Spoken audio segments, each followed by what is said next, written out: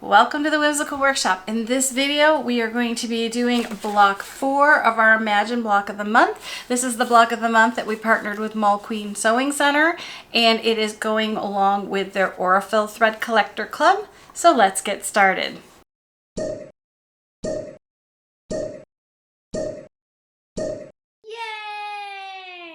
So we are on month 4. Can you believe that? It is going by so fast. So I hope you've been following along and learning lots of tips. I'd love to hear in the comments below if you are stitching along with me on this one. Again, this is the block of the month through MulQueen Sewing Center. I will put the link below. The pattern goes with their Aurifil Thread Collector. Every month you get a box of 3 50-weight Aurifil threads that I've curated to match that month's block. The point of the club is to build up your thread collection throughout the year, and then I designed a block each month to kind of use the threads and get you familiar with the colors. So I will put the links below so you can go over to MulQueen and sign up. When the block of the month is done with MulQueen, the pattern will be available for sale on its own, but currently it is only available through the block of the month in the Thread Collector Club at MulQueen. So with all of that being said, let's get into this month's block. So this month's block is our sweet little butterfly.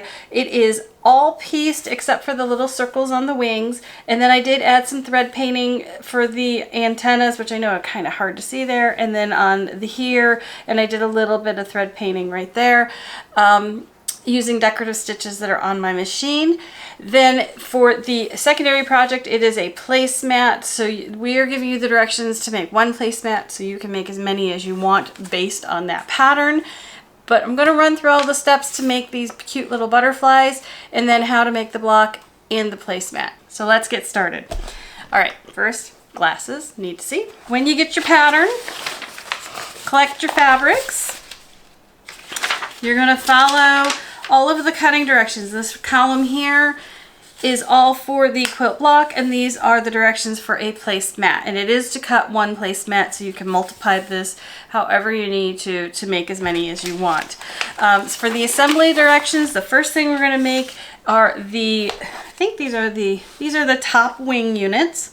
So how I do this other method of flip and sew.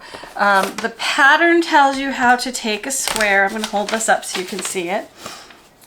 The pattern shows you how to take a square and draw a diagonal line across it. You would sew on that line and you'd flip it out. This is how you do flying geese, square and a square. It's a very, very common technique, and we use it in our instructions because you do not need to have a ruler. But there's another technique I like to use that does require a ruler, but it comes out just a little bit more accurate. So this is the folded corner clipper XL ruler, and this one is a 10-inch triangle. You also may have a folded corner clipper that's like this big, that's a little guy. We have both sizes on the website. You're certainly welcome to go on our website and find them at thewhimsicalworkshop.com. You don't necessarily need the big one, but I like using the big one when we get to some bigger squares. For this project, either size would work. So what you do is you take your square and you lay the triangle on, and you will see you can align the side here. Let me move this up. I got too much stuff on my table. All right, so let's do this up here so you can see it. So you can align this side with the square, this line on the ruler with the square, this little point here with the square, and you can align the diagonal line across the square. Then you're going to take a washout pencil. This is a Frixion pen. They iron and wash out. And I'm going to draw a line. Now you'll see it is a 1/4 inch away from the center line. So when I go to sew, I'm going to sew here, sew from corner to corner, but my 1/4 inch guide will go on that line. It just helps you be more accurate, because if you just draw a line from point to point, you're using this point and this point as a reference. And if you draw with this ruler, you're using 1, 2, 3, 4, 5 different reference points to make sure that line is exactly where it needs to be. So this is my favorite way to do it when I want these to be 100% accurate. It does take a little more time and you need to have a ruler, but other than that, it's pretty easy to do, and you get very accurate flip and sew units. So now that we've gotten that sewn, we're going to follow the directions here And you're going to do one with the square on the upper right and one with the square on the upper left, which I have already done here. And these are going to go together like this to be the upper part of our butterfly. I feel like we're a little crooked here. Let's see. We are going to mark this. We are going to place it on the square. Now you want to look, there is a big triangle and a little triangle. The little triangle should always point out, and you're going to sew across from point to point with your 1/4 inch guide on the drawn line. You're going to trim away the excess, which would be on that drawn line.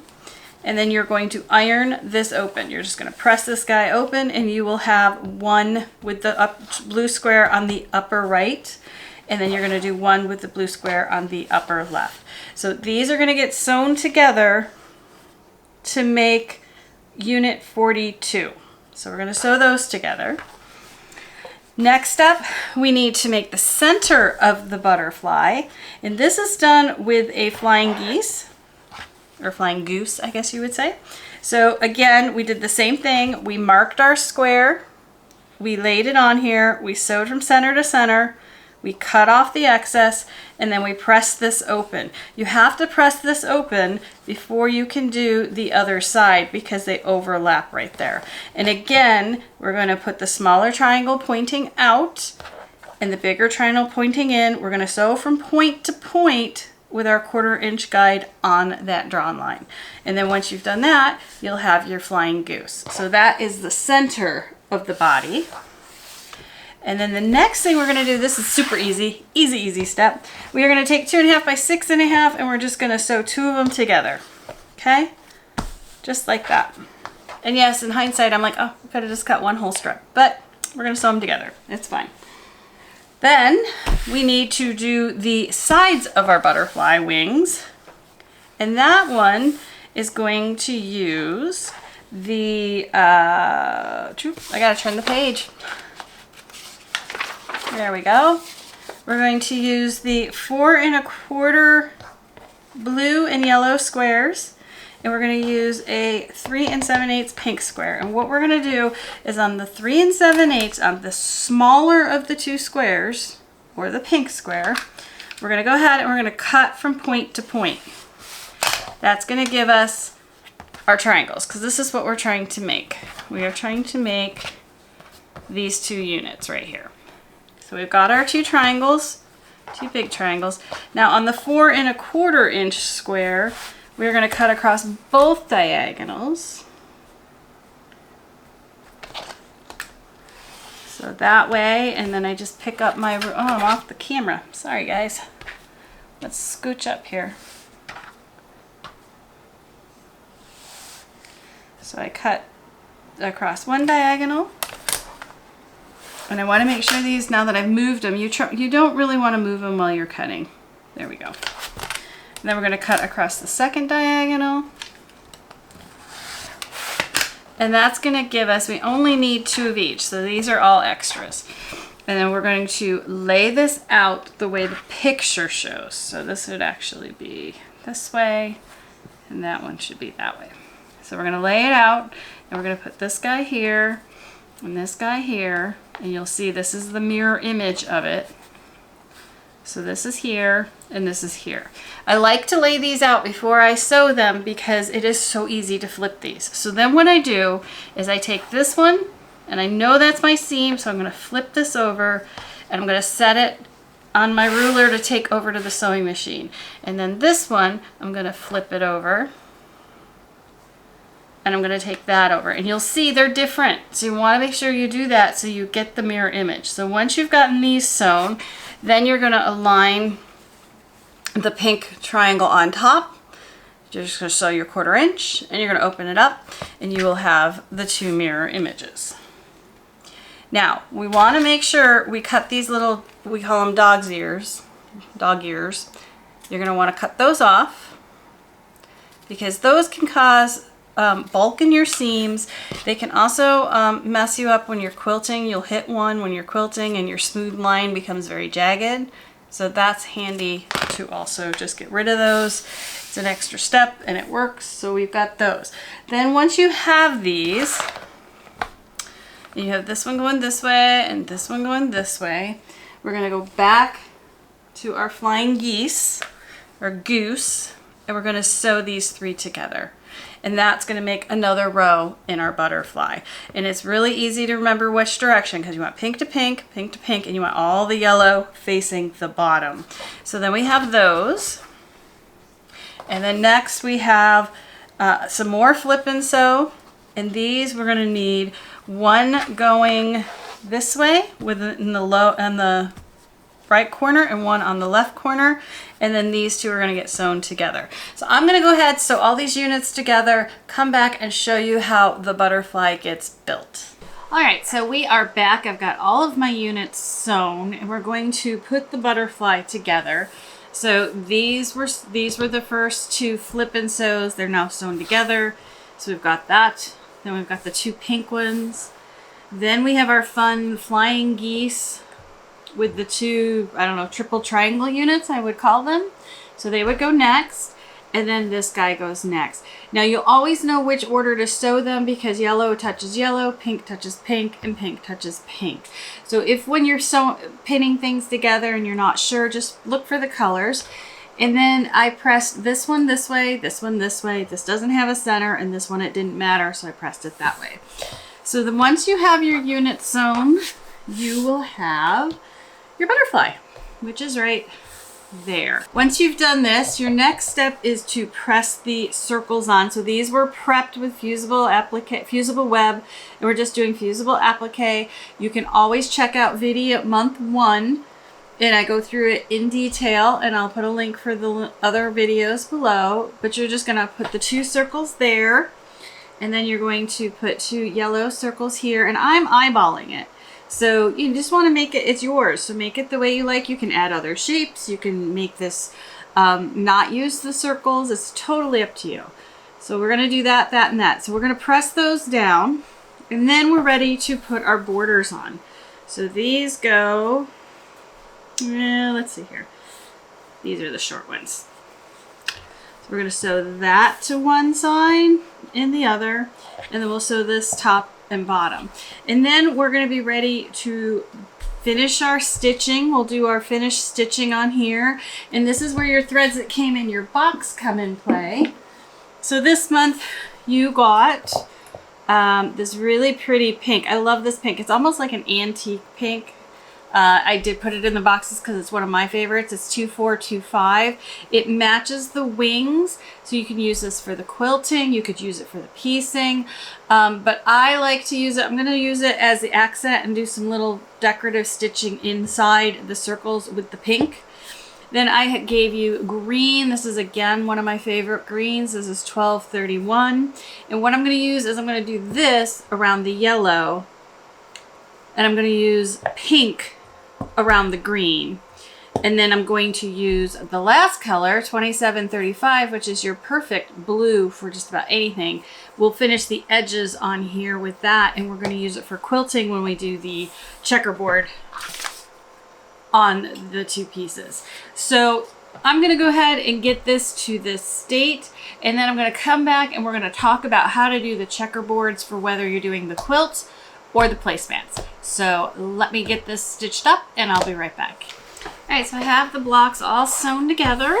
I have the dots put in place, and I have I have the green borders added onto the 2, well, I have 2 blocks, one for the quilt, one for the placemat. Again, I used the green on the yellow, the pink on the green, and the blue on the blue. I also went ahead on one block and drew the antennas and stitched it in. I'm gonna hold this up better. So on the one, I drew the antennas and I used a triple stitch, and I stitched the antennas into the, on this one, I drew the antennas and I used a triple stitch, and I stitched them onto the background so that the butterfly is complete. Now this one's going to be for my placemat, and I did not do any thread painting on it or using any decorative stitches. This is going to stay pretty basic for my placemat.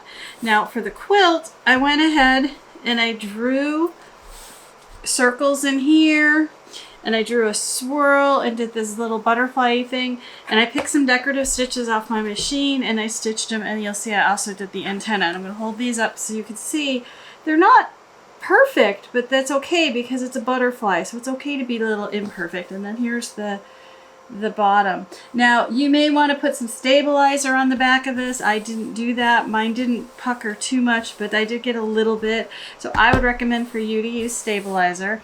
So once you have these done, the next step is to create these checkerboard units. So for the quilt, you're going to make 2 strip sets. You're going to make a green with blue in the middle and blue with green in the middle. And you can just nest them together. Now I've pressed everything towards the blue. So in here they go out, and here they go in. And I just nest them. This is just a little trick to help you sew them a little bit quicker. And we need to cut 1, 2, 3, 4 of this one and 3 of this one. So what we're going to do is cut the pairs as 3. And then we'll just cut 1 extra out of the blue. So I'm going to go ahead and square off one end using the horizontal lines on here. And just trim that off. I'm just going to flip this over. And these are 2.5-inch units for the quilt. So you need 3 of these. 1,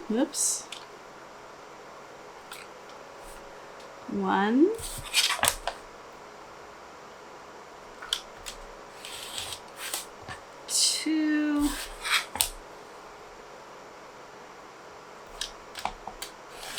3, and then we just flip this guy over and cut 1 more. So the reason I did it that way, and I'm just gonna discard these, we don't need any more of those, is these are ready to sew. I just go over, they're already right sides together, they're already aligned. I can just go sew these 3 pairs together, and then I can sew this guy on last. And that becomes the bottom of the placemat. So I'm gonna get that done. But let's talk about the, placemat. That's the bottom of the quilt block. So the next one is the placemat. And you sewed 1 big long strip here of 1.5-inch strips. So what I'm gonna do is I'm gonna cut this in half. And this is just a trick. This isn't in the pattern. This is just how I do it. I'm going to cut this in half. And then I'm going to cut, where's my pattern? Now let's get all the way over here. We need to cut 28 units. But now I've cut it in half, so we're only going to cut 14 pairs. So the reason I cut this in half is so we can do the same trick we just did. I can rotate this around. I can align the seams so that when I cut, I'm cutting 2 that are right sides together and ready to press. And I'm going to go ahead, I will cut 14 pairs because we need 28 units and we're cutting them 2 at a time. So I'm just going to go ahead and cut those. Oops. And these are now 1.5 because the placemat squares are smaller than the quilt block squares. I did that on purpose to give it a balance so they had squares on both sides. So, okay, now that I have all 14 sets done, I'm going to go over and I'm going to sew these pairs together. And then to do the placemat border, we're going to then sew all of these pairs to make one side and these pairs to make another side. And then you're going to take your placemat and you're going to sew your checkerboards on each side, and then we're going to be done. So I'm going to go ahead, get these sewn up and finished, and I'll be right back to show you what they look like all done. All right, so we are all done. Here is the placemat. This is pattern 4 of the Imagine quilt. These are the lovely colors. Whoops. These are the lovely colors you get in this month's box. Again, my favorite pink, my favorite green, and one of my favorite blues. And then we made either a placemat right here where I left it very plain. I didn't do any decorative stitching on. Or here is the block. This one I did some decorative stitching on here, and they both got antennas. a tennies. This one here, we did small checkerboards on one side, and the big quilt, we did the big fat the big quilt, the big block, we did the big flat. And for the block, we did the bigger checkerboard at the bottom. So I hope you've enjoyed this month's video. We will be back with month 5. That is the create block, and we're going to be doing a journal cover. So make sure to follow us, like, and subscribe. Also, make sure you ring the bell. That'll let you know when the videos are up and ready. As always, I appreciate you watching, and I will see you next time.